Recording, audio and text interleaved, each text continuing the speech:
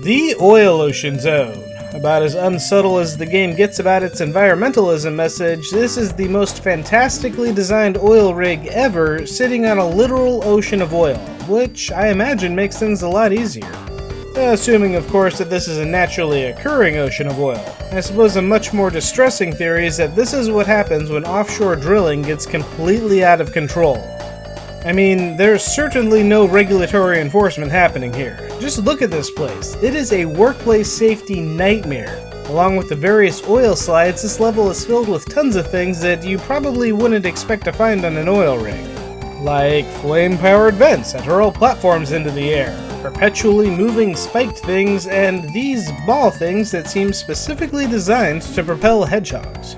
The oil itself is a unique mechanic for the game. You can drown in it, kind of, but you can also kind of swim through it if you happen to fall.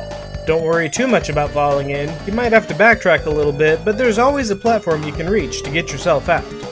As for enemies, there are only a couple of badniks to worry about here. This Octobot shoots more yellow junk, but otherwise is pretty lax about his job. It won't even turn and face you if you get to the other side of it. Not so for this hovering seahorse though.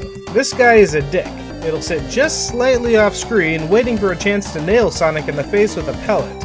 He's not that dedicated though. If he misses his shot, he'll nope his way right off the screen, making him the only badnik in the game that actively tries to escape you. The bigger challenge though is just finding your way through the level. This is the least linear level in the game, often requiring you to backtrack to the left as you make your way through.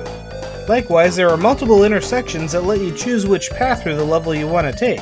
Sometimes those paths even cross, and thanks to the backtracking in this level, you can end up going backwards and not even realize it.